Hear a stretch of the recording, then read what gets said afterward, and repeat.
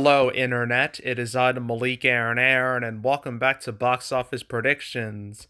Today we are going to be talking about The Lost City. So, as usual, we're going to be going over the pros and cons. So, let's get to it. Pros. Our cast here is quite impressive. We're going to mainly talk about our four mainish people: Sandra Bullock, Channing Tatum, Daniel Radcliffe, and Brad Pitt. So, first off, Sandra Bullock. She's been around for quite a long time, for several decades. So I got to scroll all the way down here. Her main claim to the fame was Speed, although some you could count Demolition Man, but I think Speed was a bit more significant. But most people remember that movie for Keanu Reeves. Then she was in Speed 2, which we will ignore. We'll ignore that. Then there's Miss Congeniality, which did very well. 2 weeks notice. We're gonna skip Miss Congeniality 2. The Crash, Lake House, Premonition did fine. But then 2009, that was her year. She had two mega hits under her belt. She had The Proposal, which did extremely well, making over 300 million worldwide, and The Blind Side, which made 300 million worldwide, 255 million in the US, which is a crazy amount for a sports movie. It's easily the biggest sports movie of all time, bar none. Nothing even comes close. And yeah, so that's extremely impressive. And that was mostly her. And she won an Oscar for that movie too that year. Although there's also All About Steve, which didn't do that great and was hated by everyone who watched it and got a Razzie for her, but she accepted the Razzie, so she gets a thumbs up from me. After that, 2013 was also another great year for her. She had The Heat, where she co-starred with Melissa McCarthy, back when people still liked her, and that movie did extremely well. And then Gravity was a monster hit, made like 700 million worldwide, like 274 million in the US. It was a big deal. Won like a ton of Oscars. Big movie, easily. So yeah, that's great to have on a resume. I could count Minions, but that doesn't really count because it's animation. I really don't count animation when it comes to actors, and so I don't count that. And then you got Ocean's 8, which some people will label it as a flop. I don't. I think it did really well. I mean, that's nearly $300 million. It only cost like 70 to 80 million. So, how is that a flop? Please tell me that. I mean, I know people say it's a flop for very stupid reasons, but yeah. And she's done some Netflix movies since. This is her first like theatrical movie since Ocean's 8. She did Bird Box, which everyone watched and everyone didn't like. But yeah, so that's Sandra Bullock. Now we go on to Channing Tatum, and I know I just covered him very recently because he did Dog like a month ago, but I'm gonna go through it very fast because I don't want to do it again. Not this soon. I mean, like, he started with Coach Carter, then he did Step Up and G.I. Joe, and none of those movies were very good. Then Dear John, and Val, and then 21 Jump Street. That was the movie that made everyone be like, wow, this dude has talent. So he made the Jump Street movies, which were a big hit. Magic Mike, which was a big hit. See, he's had some iffy movies after that.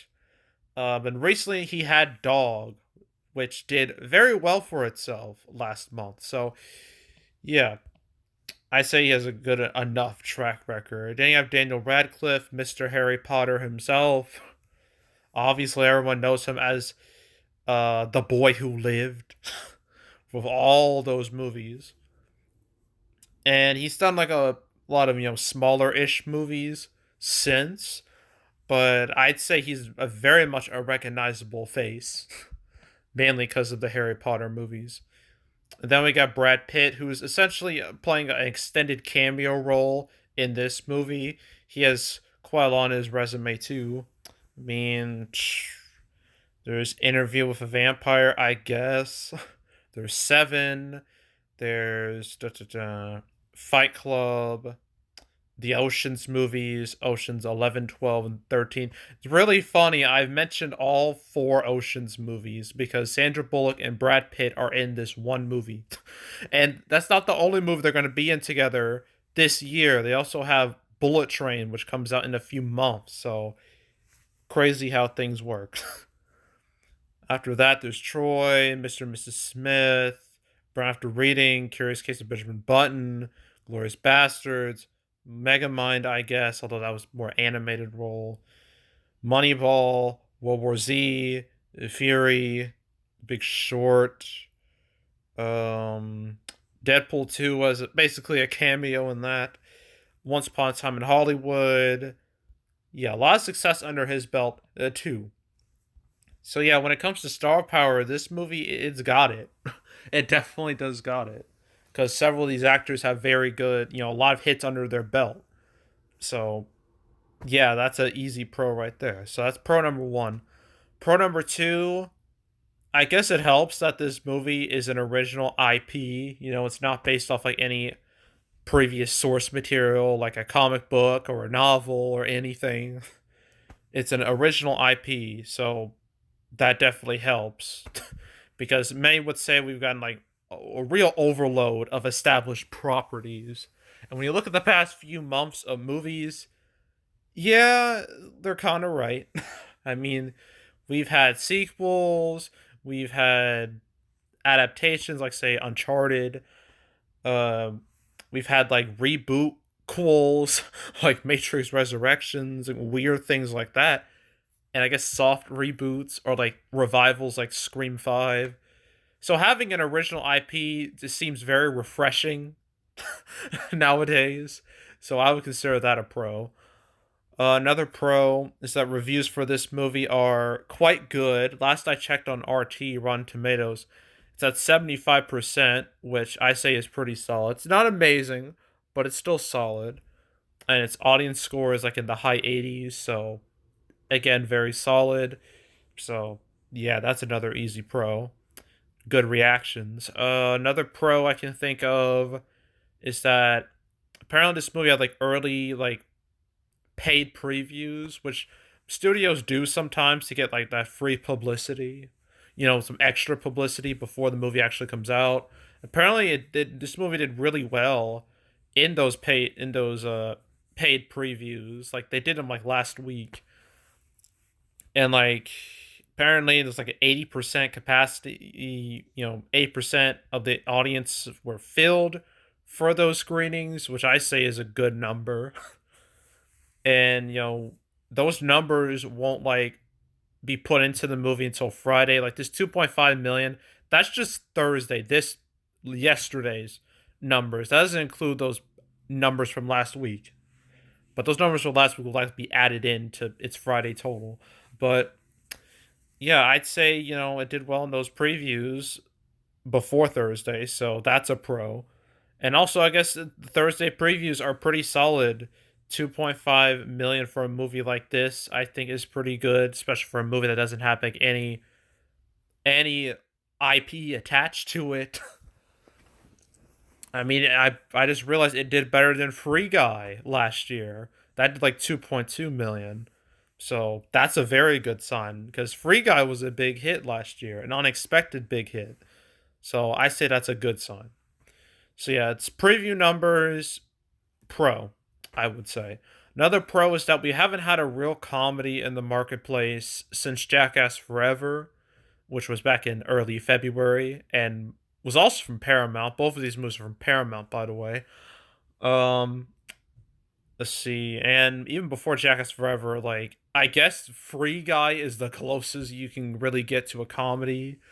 But it's more of like an action. I guess Free Guy would count, and Free Guy did very well. So I guess that's proof positive that comedy in the movie world is not dead. If it's good, and if it's funny, and it's bound to get like a ton of laughs out of the audience will show up. All right. and I think this movie has done a good job. I guess not. Well, I haven't seen the movie. I was never that interested in it. I might watch it when it hits Paramount Plus in like a month and a half. But yeah, I mean, from what I've heard, the movie really lands with its comedy, so that's a very good thing.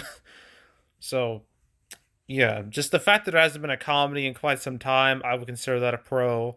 Another pro is that when it comes to competition, there really isn't a whole lot. At least right now, there's not. The Batman's been out for 4 weeks. It's officially old news. Everything else is just low level competition. I guess there's Jujutsu Kaisen Zero, but that movie's guaranteed to fall off the face of the earth this weekend because anime movies just do that. So when it comes to like real competition, this movie doesn't have much of anything to worry about this weekend. So that's a pro in my eyes. Trying to think of any other pros. I mean, I know Paramount's been pushing this movie pretty hard. I mean, they gave it a Super Bowl spot. I mean, at that point, considering how expensive Super Bowl ads can be, that's proof positive that they care about this movie and they want it to make money. And I mean, it could make money. I mean, its budget, it's a little pricey, but not terribly expensive, like $74 million. In comparison, Uncharted was like $120 million. So 74 million is not too bad for this type of movie. But yeah, it's clear Paramount's been pushing it hard. They want to succeed. And how can you knock against that? How can you call that a con? I call it a pro that they're willing to push it, that they're giving it a chance to succeed. Another pro, there's a lot of pros to this movie, actually. This movie's got a very wide release. Like, we're talking like 4,200 theaters, which is super wide. I mean, that's the type of theaters that are saved for like big money blockbusters like Spider-Man No Way Home and and the Batman. I think Uncharted was also like 4,000. So, yeah, again, Paramount, they want this movie to succeed really badly. And yeah, high theater count will is evidence that is evidence for that. So, I would consider that a pro. Any other pros I can think of? I can't really think of anything else. So, okay. Cons. Cons, cons, cons. Well, I guess I can mention Paramount's been having a pretty good year right now. They're 2-2 when it comes to hits, those hits being Scream 5 and Jackass Forever. Will they go 3 for 3? That's I don't know. I'm not too sure, which is where we lead to the cons. Okay, cons. Con number 1, this type of movie is a type of movie that has been made in quite some time. Like it's a real, like it feels like a movie from like a bygone era. It feels like a movie that would have came out like in the early 2000s, like from like 2000 to 2009. You think it would have came out then, not in 2022. So it's kind of weird. And yeah, it's kind of hard to compare it to anything like super recent, except Uncharted, I guess, which also has like a similar vibe to this. Although this is a lot more comedic than Uncharted comparatively. So yeah, it's kind of hard to compare this to anything recent because the last movies that were like even remotely similar to this, excluding Uncharted, came out like a good 5, 10, 15 years ago. So yeah, it's kind of hard to compare it to those, but yeah, I'm sure just a con. Just this particular type of movie is hard to predict because similar movies haven't been made in quite some time. So yeah, that's a con. It's kind of a minor con, but I consider it a con. Another con is that although like a lot of these actors here have had hits, they've also had bombs. Okay, so quickly going back to Sandra Bullock, I listed all her hits. And then there's Our Brand is Crisis, which did horrendous. And then All About Steve. Yikes. But yeah, and then Speed 2 was a disaster. And then yeah. She's had some bombs on her resume. Not too many, but they are noticeable. Channing Tatum, of course, has the disastrous Jupiter Ascending, a movie that I never want to think about ever again. And then White House Down was another disaster too. So those were big old yikes. Brad Pitt, I mean, he's had some duds on his resume. At Astra, didn't cut the mustard. Allied didn't cut the mustard. By the Sea, just no. Counselor, Killing Them Softly, just yeah, just bad movies and just big old bombs. Absolute bombs. So yeah. And then Daniel Radcliffe, he's been in a lot of smaller movies, so it's a little harder to judge.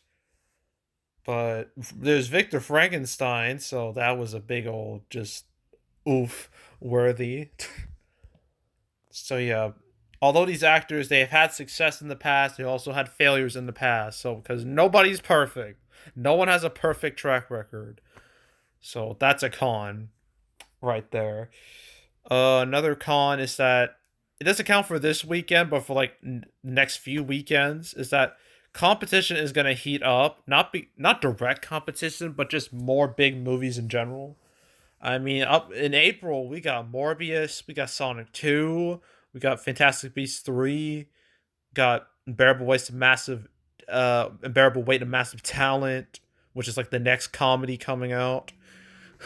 But that's like 4 weeks past this, so like no four yeah. That comes on like 4 weeks, so it's not a huge problem. But still, the more big movies come out, the more that it's gonna take away from this movie's box office. So that's kind of a problem. So this movie really only has 1 week to shine, and it's this week.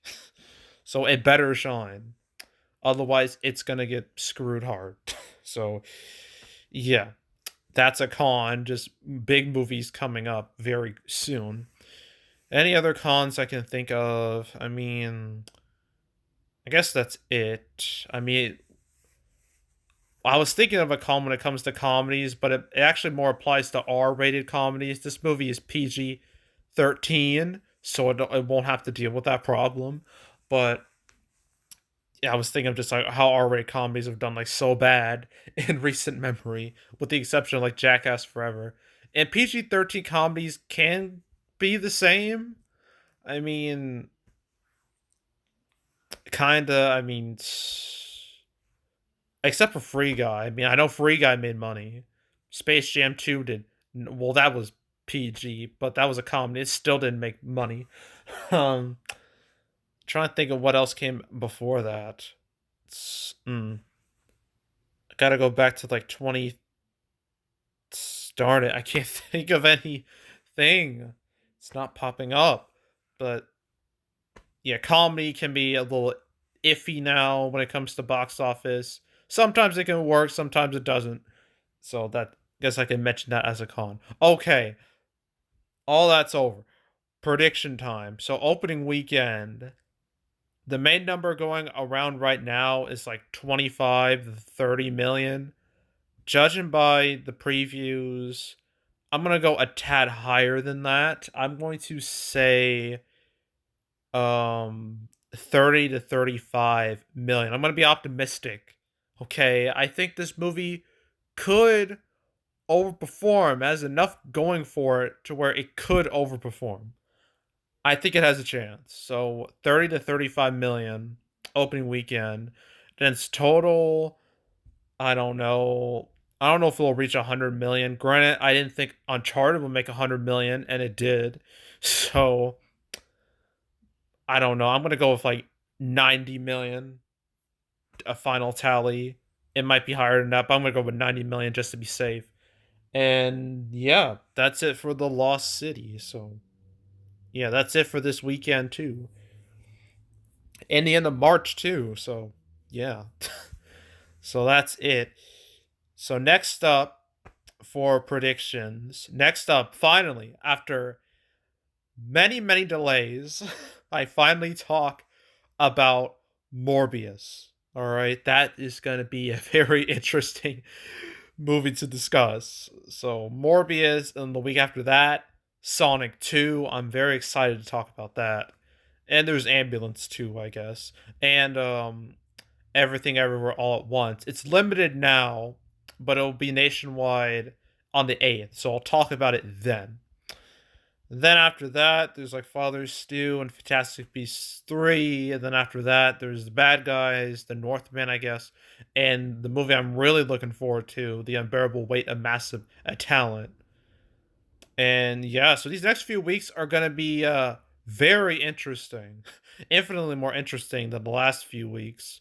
So stay tuned for all those videos. But yeah, anywho, yeah, that's it. That's all. Make sure to subscribe, like this video, leave a comment, turn on notifications, share the whole drill. Want to check out any of the past prediction videos I made this year? You can go on the homepage, find it there. Want to watch any of the past prediction videos I made, in the past? Go to the playlist tab. You'll find them there. There's also the canceled series where I go over all the movies that were supposed to come out but didn't. I covered The Lost City once in like October. I forgot which episode that was, but I think it was grouped with like a bunch of other movies, like The Bad Guys, um, M Night Shyamalan. If you see the thumbnail with Christopher Nolan and M Night Shyamalan's faces on it, that's where I talk about the movie. So find that if you want to know my thoughts on The Lost City, and because it was supposed to come out like in April and then got moved to March, so which was probably a very good decision because it avoided a lot of just April traffic going on. So yeah, Paramount made a wise decision moving it up. So yeah, but if you want to watch any of the past canceled episodes I made 113. Most recent one I did was about Scream 6 and Bullet Train getting pushed back. So if you want to watch that video and all the others in chronological order, go right ahead. I insist you binge it. It'll be quite the experience. There's also the box office recaps where I go over the box office results for any particular month. March recap will come out the first week of April between Morbius and Sonic 2 and Ambulance and Everything Everywhere All at Once. So in between all those movies, I will make that video. That video is it's not gonna be very long because there's only 3 movies we're talking about: The Batman, Jujutsu Kaisen 0, and The Lost City. That's it. So it'll be a very quick video comparatively. So yeah, look forward to that. But if you want to watch any of the past recap videos I've done on the channel, you can go right ahead. And yeah, that's it. That's all. I am out. Goodbye.